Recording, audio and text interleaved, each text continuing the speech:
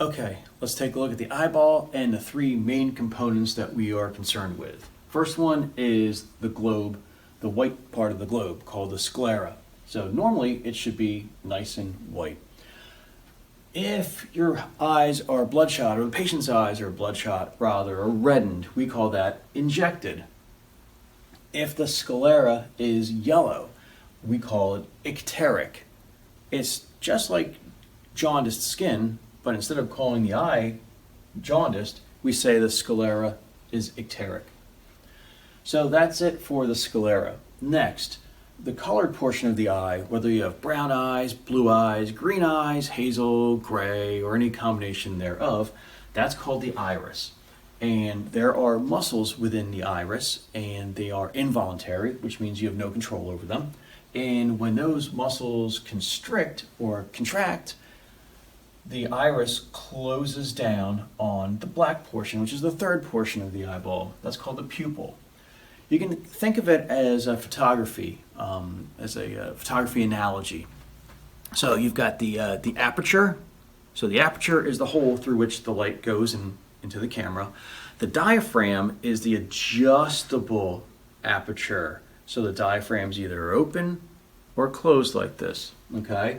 So that's how the iris works. The iris works to either contract those muscles, in which case the pupil becomes constricted, or the iris relaxes muscles, in which case the pupil dilates, okay? And we'll learn more about that next. All right, let's take a look at a couple different scenarios here with regards to pupils. So here we have normal, we have constricted, we've got dilated, and we've got unequal. So let's take a look at each of these. So normal pupils. Normal pupils would be not super constricted, not super dilated, mid position, okay? And then when you shine a light in them, when you shine a flashlight in them, they should constrict.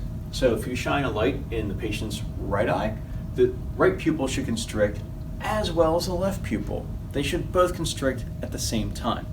Vice versa, if you shine a light in the left pupil, and the left pupil should constrict as well as the right pupil. So think about it this way. If you're indoors and in the middle of winter and it's a sunny day outside and there's snow on the ground, you know how bright that is, right? So when you walk outside and it's really bright, your first instinct is, ooh, wow, that's bright. Second instinct is to squint. Third thing you're gonna do is probably pull your sunglasses out, put them on your face if you do have sunglasses. So what is going on there is your body is integrating. So here's what happened. Your body's integrating all those light impulses going through the pupil to your brain. And basically your brain is saying, whoa, this is way, way, way too bright. We need to cut down the amount of light here. So while you're squinting, your pupils are also constricting and thereby preventing as much light from going to the back of your eyeball, the retina, where your rods and your cones are, and sensory neurons. And what they do is they take the light energy, the light impulses, and they transform those into electrical impulses that your brain then integrates and you perceive as sight, as vision. Okay, so that's what happens in a normal bright environment. Now, in the dark environment, like for example, when I take the trash cans out to the curb twice a week, I usually do it at night in the dark. So as soon as you step outside, it's very dark out, and I can't see. If you give yourself a few moments though, you start to be able to see better. Well, in that case, your pupils are dilating. So your pupils are getting larger like this because the muscles in your iris are relaxing, and now you can allow more light to the back of your eyeball and you can see better, okay? Now this is all involuntary. You have zero control over the muscles, the smooth muscles that are in your iris, okay? So this is normal. In the case of constricted pupils, where both pupils are bilaterally constricted, if they are so constricted to the point where you can barely see the blackness of the pupil and all you pretty much see is the sclera and the iris, we call those pinpoint pupils. And that is one of the hallmark findings of an opiate overdose.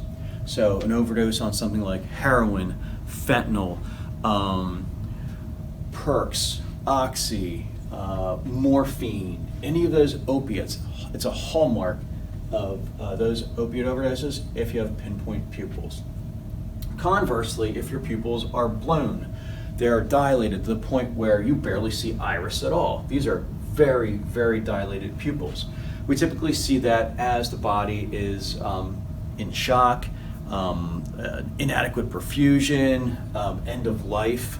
Like for example, when we're doing chest compressions on a cardiac arrest, you can expect the pupils to be blown, to be very, very dilated.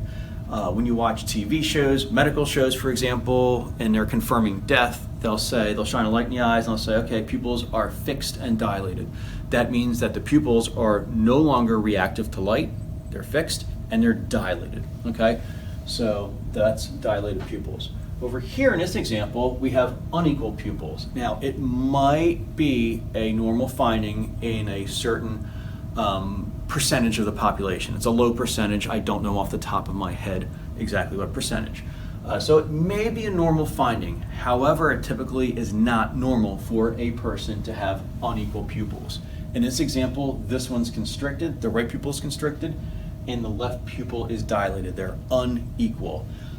So it can be an ominous sign. It could be a sign of a stroke. It could be a clot in the brain. It could also be a bleed in the brain because there are two kinds of strokes. It could also be a separate brain bleed. You could have an injury, swelling, anything that will increase intracranial pressure can produce unequal pupils because of pressure on the optic nerves. So unequal pupils, this is an ominous finding. As we say, the pupils are the window to the brain. So if you're seeing a problem with the pupils, you're probably seeing a problem with the brain.